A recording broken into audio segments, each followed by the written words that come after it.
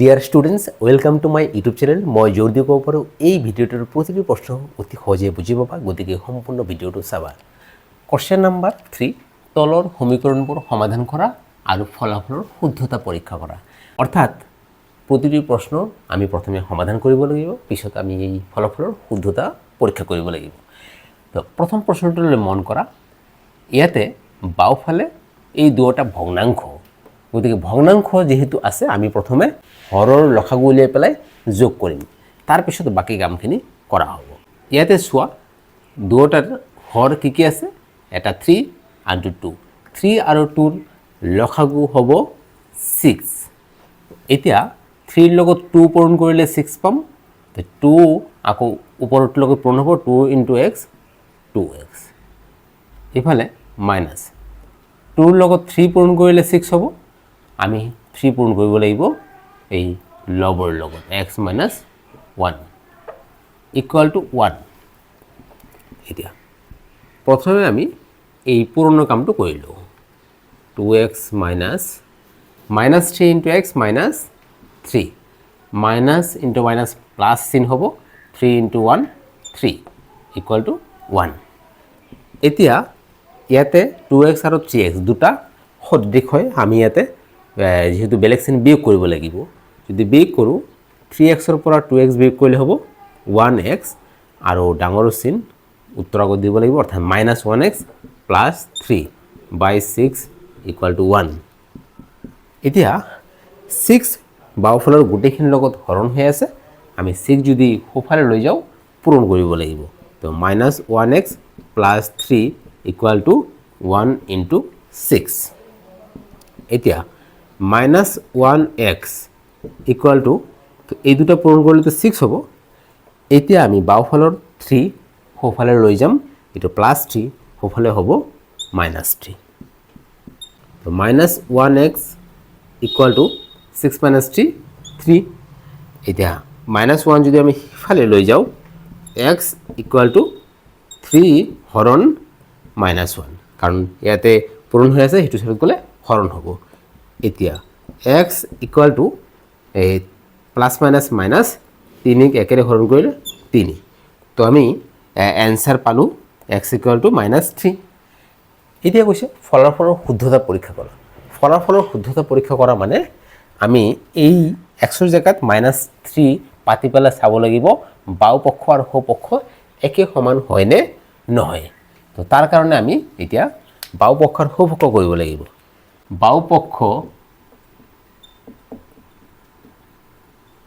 চোৱা, ইয়াত আছে x/3 - x - 1/2। xৰ মান আমি পাতিম -3, গতিকে -3/3 ইকুৱেল টু, ইয়াতে xৰ মান -3 - 1/2। তো 3 হৰণ কৰিলে হ'ব -1, আৰু এইখিনি -3 আৰু -1 হ'ব -4। একে চিন মানে যোগ কৰিব লাগিব, কিন্তু চিন সেই বিয়োগে হ'ব। এতিয়া চোৱা এইটোতো -1, এই মাইনাছ চিনটো দিব লাগিব, আৰু 4ক যদি 2ৰে হৰণ কৰা হয় 2 হ'ব, কিন্তু সেই মাইনাছ চিনটোও লিখিব লাগিব। এতিয়া -1 -2, এতিয়া বেলেগ চিন মানে বিয়োগ হ'ব, 2ৰ পৰা 1 বিয়োগ কৰিলে 1, আৰু ইয়াতে প্লাছ হ'ব কাৰণ ডাঙৰটো প্লাছ হয়। এতিয়া আমি বাওঁ পক্ষ 1 পাইছোঁ, আৰু সোঁ পক্ষ কিমান আছে 1। চোৱা সোঁ পক্ষ অলৰেডি কিমান আছে 1, তাৰমানে আমি কি পালোঁ, xৰ মান -3 পাতি পেলাই পালোঁ বাওঁ পক্ষ আৰু সোঁ পক্ষ সমান। এতিয়া লিখিম বাওঁ পক্ষ ইকুৱেল টু সোঁ পক্ষ। অৰ্থাৎ এই সমীকৰণটোৰ সমাধান যে আমি -3 পালোঁ, -3 যে শুদ্ধ হয় সেইটো গম পোৱা গ'ল, আৰু সেইটো পৰীক্ষা কৰা হ'ল, কাৰণ -3 পাতি পেলাই আমি সমীকৰণটোৰ বাওঁফালে যি মান পাইছোঁ সোঁফালেও সেই একে মান আছে, গতিকে x ইকুৱেল টু -3। 2 নম্বৰ প্ৰশ্নলৈ মন কৰা, ইয়াতে চলক হৈছে n। তো আমি প্ৰথমে কৰিম যে n থকাবিলাক এটা ছাইডত ৰাখিম আৰু নথকাবিলাক বেলেগ ছাইডত। তো n থকাবিলাক মই বাওঁফালে যদি ৰাখোঁ এইটো আছে আমি এনেকৈ কৰি যাম n/6 সোঁফালে এটা n/3 আছে সেইটো আমি বাওঁফালে আনিলে এইটো প্লাছ হৈ যাব -n/3 ইকুৱেল টু 5/6 তো বাওঁফালৰ n নথকা কি আছে -2/3 যদি আমি সোঁফালে লৈ যাওঁ মাইনাছ হৈ যাব প্লাছ তো প্লাছ 2/3 এতিয়া এইবিলাক ভগ্নাংশ হয় গতিকে ভগ্নাংশৰ ইয়াতে বিয়োগ আছে ইয়াতে যোগ ভগ্নাংশৰ যোগ বিয়োগ আমি এই হৰবিলাকৰ লসাগু উলিয়াই পেলাই কৰিব লাগে তো ইয়াতে 6 আৰু 3 লসাগু হ'ব 6 তো 6 1 গুণ 6 আৰু 1 লগত এই n ৰ লগত 1 পূৰণ কৰিলে 1n মাইনাছ 3 লগত 2 পূৰণ কৰিলে 6 হ'ব 2 ইনটু n হ'ব 2n ইকুৱেল টু ইয়াতেও একে তো 5 প্লাছ 3 ইনটু 2 6 2 ইনটু 2 4 এতিয়া মন কৰা 1n মাইনাছ 2n এইটো হ'ব মাইনাছ 1n কাৰণ দুটা বেলেগ চিন বিয়োগ হ'ব 2ৰ পৰা 1 বিয়োগ কৰিলে 1 তো 1n আৰু যেহেতু ডাঙৰ সংখ্যাটোৰ আগত মাইনাছ চিন ইয়াতে মাইনাছ দিব লাগিব equal to 6 5 plus 4 equal to 9/6 এতিয়া আমি তলৰ 6টো সেইটো চাইডত লৈ যাম তো -1n ইকুৱেল টু 9/6 6 তলত আছে মানে হৰণ আমি যদি সোঁফালে লৈ যাওঁ এইটো পূৰণ অৰ্থাৎ ওপৰত লিখিব লাগিব ওপৰত পূৰণ চিন দিব লাগিব বা মাজত এতিয়া আমি অতি সহজে এইটো কাটিব পাৰোঁ কাৰণ যেহেতু পূৰণ হৈ আছে গতিকে ওপৰৰ সংখ্যাৰ লগত তলৰ সংখ্যা কাটিব পাৰোঁ তো এইটো 1 1 এতিয়া -1n ইকুৱেল টু 9 ইনটু 1 9 আৰু তলত 1 লিখা আৰু লিখা একে কথা এতিয়া আমি -1 সিফালে লৈ যাম n ইকুৱেল টু 9 n ৰ লগত -1 পূৰণ হৈ আছে সেইটো চাইডত গ'লে হৰণ হ'ব মনত ৰাখিবা যেতিয়া পূৰণৰ পৰা হৰণ বা হৰণৰ পৰা পূৰণ হয় তেতিয়া কিন্তু কোনো চিনৰ পৰিৱৰ্তন নহয় যেনে ইয়াতে মাইনাছ আছে সেই মাইনাছেই থাকিব কিন্তু পূৰণ যেহেতু আছে হৰণ হ'ব এতিয়া n ইকুৱেল টু ইয়াতে চিনটো কি হ'ব প্লাছ মাইনাছ মাইনাছ 9ক 1ৰে হৰণ কৰিলে 9 হ'ব তো আমি n ৰ মান -9 পাইছোঁ এতিয়া ফলাফলৰ শুদ্ধতা পৰীক্ষা কৰিব লাগিব সেইকাৰণে আমি প্ৰথমে বাওঁ পক্ষ লৈ চাম বাওঁ পক্ষ কি আছে এবাৰ মন কৰা এটা আছে n/6 -2/3 তো n ৰ মান আমি পাতিম 9 -9/6 to -2/3 তো আমি যেহেতু ভগ্নাংশৰ যোগ বিয়োগ কৰি দিম তো 6 আৰু 3 লসাগু কি হ'ব 6 হ'ব তো -9 এখানে 3 ইনটু 2 6 2 ইনটু 2 4 তো আমি এতিয়া কি পাম -9 আৰু -4 হ'ব -13 এতিয়া আমি চাওঁ সোঁপক্ষ কি আছে মন কৰা n/3 প্লাছ 5/6 n ৰ মান হৈছে -9/3 প্লাছ 5/6 ইয়াতে একে 3 আৰু 6ৰ লসাগু 6 হ'ব 3 ইনটু 2 6 2 ইনটু 9 হ'ব -18 আৰু ইফালে 6 ইনটু 1 6 5 ইনটু 1 5 তো ইয়াতে -18 আৰু +5 বেলেগ চিন আছে বিয়োগ কৰিব লাগিব 18ৰ পৰা 5 বিয়োগ কৰিলে 13 আৰু এই চিনটো হ'ব মাইনাছ তো আমি দেখা পালোঁ যে n ৰ মান -9 পেতে পেলাই এই সমীকৰণটোৰ বাওঁ পক্ষত যি মান পাইছোঁ সোঁপক্ষত একে মান পাইছোঁ আমি এতিয়া লিখি দিম এতেকে বাওঁ পক্ষ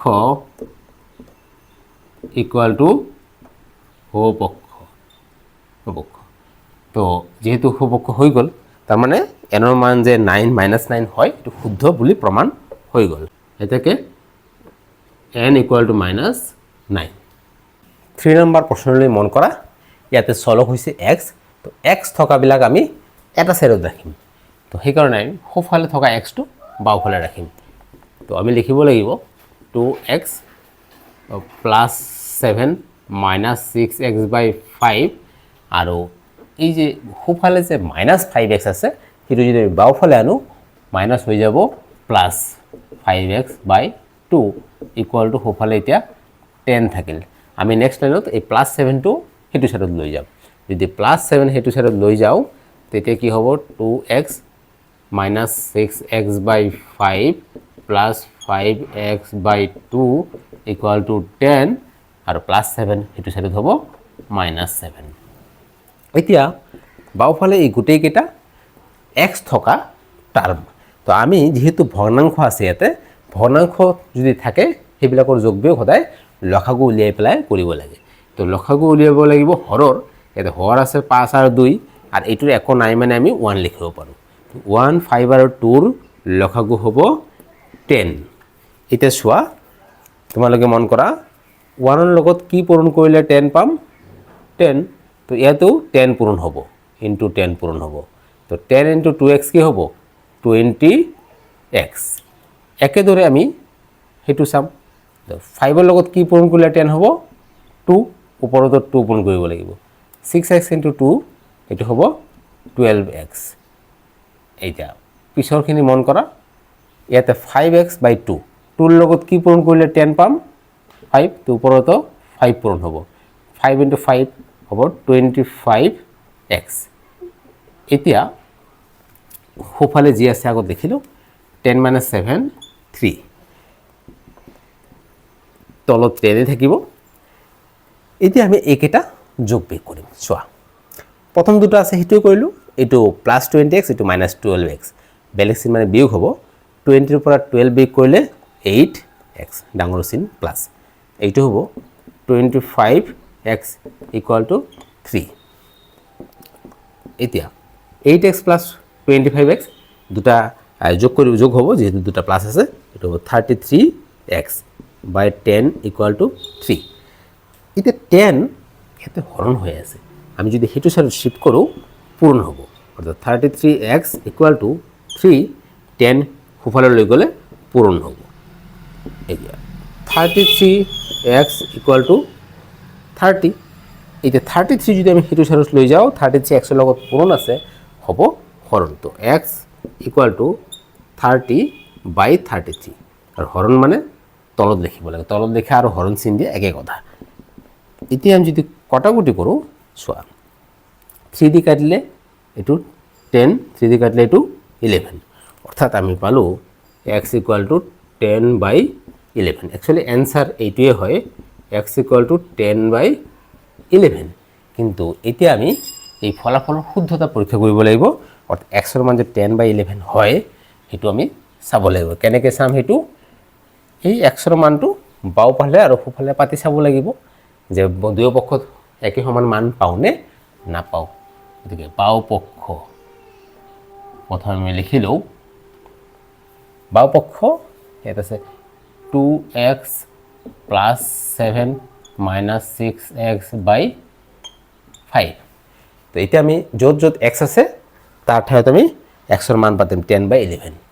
গতিকে 2ৰ লগত এক্স পূৰণ হৈ আছে, 2 ইনটু এক্সৰ মান হৈছে 10/11 প্লাছ 7, ইয়াতে এইটো 6/5, তাৰ লগত এক্স পূৰণ হৈ আছে, তো এইটো কি হ'ব?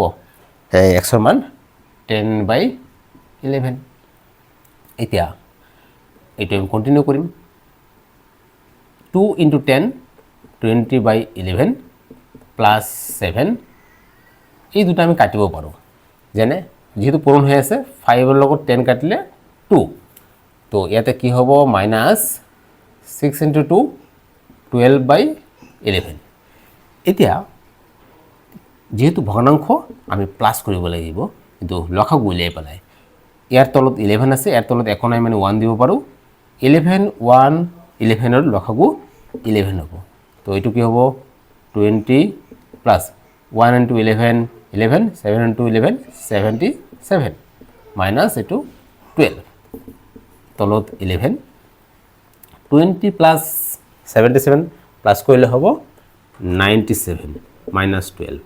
এইটো যদি মাইনাছ কৰোঁ, 7 - 2 5, 9 - 1 8, 85/11। তো বাওঁ পক্ষ। এতিয়া আমি উলিয়াব লাগিব সোঁপক্ষ। সোঁপক্ষ কি আছে এবাৰ চাই লওঁ, লিখি ল'ব লাগিব।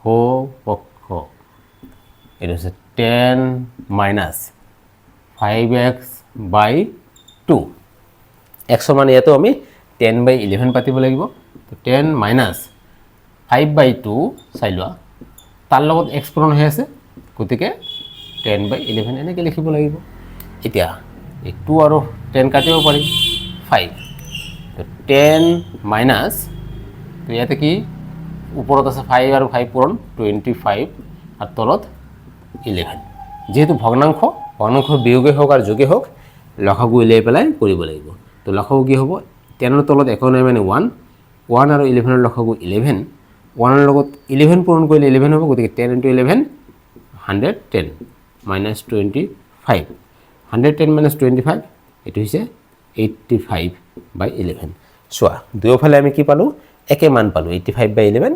85/11 তো এতিয়া আমি লিখিম এতেকে বাও পক্ষ ইকুয়াল টু হো পক্ষ তো আমার এটু হয়ে গেল তো বাও পক্ষ আর পক্ষ সমান হল মানে এই ফলাফল অর্থাৎ x এর মান যে 10/11 হয় এটা শুদ্ধ বলি প্রমাণ হয়ে গেল 4 নম্বর কোশ্চেনলে মন করা ইয়াতে চলক আছে y গতিকে y থকা বিলাক আমি বাও ফালে রাখিম তো 2y/5 তো এটো আমি সোফালে লৈ যাম y/2 ইয়াতে প্লাস অবস্থা আছে বাওফালে আহিলে -y/2 হ'ব ইকুয়াল টু সোফালে এতে 1 আছে আৰু -3/2 যদি আমি লৈ যাও তো মাইনাস হৈ যাব +3/2 এতিয়া যেহেতু ভগ্নাংশ আমি হৰবিলাকৰ লসাগু উলিয়াই পেলাই কৰিব লাগিব +5 আৰু 2 লসাগু হ'ব 10 তো এটো আমি কিদৰে কৰিম তোমালোকে মন কৰা 5 ৰ লগত কি পূৰণ কৰিলে আমি 10 পাম 2 এই উপৰটোৰ লগত 2 পূৰণ হ'ব তো 2y * 2 এটা হ'ব 4y মাইনাস 2 ৰ লগত আমি কি পূৰণ কৰিলে 10 পাম চোৱা 5 ইয়াতেও 5 পূৰণ হ'ব 5 * y হ'ব 5y ইকুয়াল টু এই দুটা একে আমি লসাগু ইয়াতে কৰিব লাগিব 2 হ'ব কাৰণ 1 ৰ তলত একো নাই মানে 1 এতিয়া 1 ৰ লগত কি পূৰণ কৰিলে 2 পাম 2 ওপৰতো 2 পূৰণ হ'ব 2 * 1 2 প্লাস 2 * 1 কৰিলে 2 হ'ব এতেও 1 পূৰণ হ'ব তো 3 * 1 3 মই যে ৰেড পেন্সিল দিয়ে লিখিছো তেবিলাক তোমালোকে লেখাৰ দৰকাৰ নাই মই জাস্ট বুজাৰ সুবিধাৰ কাৰণে লিখি দিছো এতিয়া চোৱা তলত 10 4y - 5y বেলেগ চিন আছে বিয়োগ হ'ব 5 - 4 1 তো 1y আৰু এই দুটাৰ মাজত 5y ডাঙৰ গতিকে তাৰ চিন উত্তৰৰ আগত দিব লাগিব ইয়াতে 2 + 3 5/2 এতিয়া আমি দুটা কাম কৰিব পাৰো 10 টো প্ৰথমে হিফাল লৈ যাব পাৰো বা ক্ৰস মাল্টিপ্লিকেশন কৰিব পাৰো বজ্ৰপূৰণ যেটো সমান চিনৰ বাওফালে আৰু সোফালে এটা কৈ সংখ্যা আছে তো এটা কৈ যদি ভগ্নাংশ থাকে আমি বজ্ৰপূৰণ কৰিব পাৰো অৰ্থাৎ এইটোৰ লগত এইটো পূৰণ হ'ব আৰু 10 ৰ লগত এই 5 অৰ্থাৎ বাওফালে লবৰ লগত সোফালৰ হৰ বাওফালৰ হৰৰ লগত সোফালৰ হৰ তো -1y * 2 এটো কৰিলে আমি কি পাম -1y * 2 ইফালে 10 * 5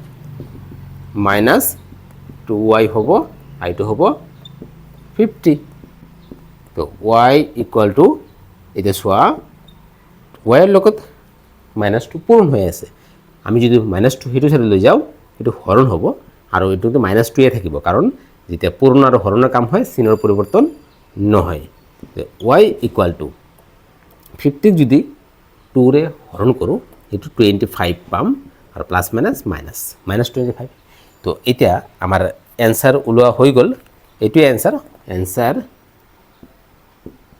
y ইকুয়াল টু -25 এটা ফলাফলৰ শুদ্ধতা পৰীক্ষা কৰিব লাগিব অৰ্থাৎ বাও পক্ষ আৰু সো পক্ষ একে সমান হয় নে নাই হেতু চাব লাগিব তো আমি প্ৰথমে বাও পক্ষ কৰিলো বাও পক্ষ ইয়াতে আছে 2y/5 -3/2 তো আমি y এর মান পাতিম -25 2 * y এর মান -25/5 -3/2 এতিয়া কটাকটি কৰিব লাগিব 5 আৰু 25 কাটিব পাৰি কাটিলে 5 × 1 5 আৰু 5 × 5 25 তো আমি ওপৰত কি পাম 2 × 5 -5 হ'ব -10/1 ইয়াতে 3/2 যেহেতু ভগ্নাংশ এইটো অকল লসাগু কৰি পেলাইহে যোগ বিয়োগ কৰিব লাগিব 1 আৰু 2 লসাগু 2 1 × 2 2 2 × -10 -20 3 তো ইয়াতে -20 আৰু -3 যোগ কৰিলে হ'ব -23/2 চাব লাগিব এতিয়া সুপক্ষ সুপক্ষ আছে y/2 + 1 y মান পাতিম -25/2 + 1 যেহেতু ভগ্নাংশ আমি লসাগু উলিয়াই পেলাই কৰিব লাগিব 1 ৰ তলত একো নাই মানে 1 2 আৰু 1 ৰ লসাগু 2 তো -25 1 × 2 হ'ব 2 তো তলত 2 বেলেগ চিন আছে মানে বিয়োগ হ'ব 25 পৰা 2 বিয়োগ কৰিলে হ'ব 23 ডাঙৰ চিন মাইনাছ তো -23/2 দুই ক্ষেত্ৰতে আমি একে মান পাইছোঁ এই y ৰ মান -25 পাতি পেলাই অৰ্থাৎ y ৰ মান যে -25 হয় সেইটো শুদ্ধ বুলি প্ৰমাণ হৈ গ'ল আমি এতিয়া লিখিম এতেকে বাওপক্ষ = সোপক্ষ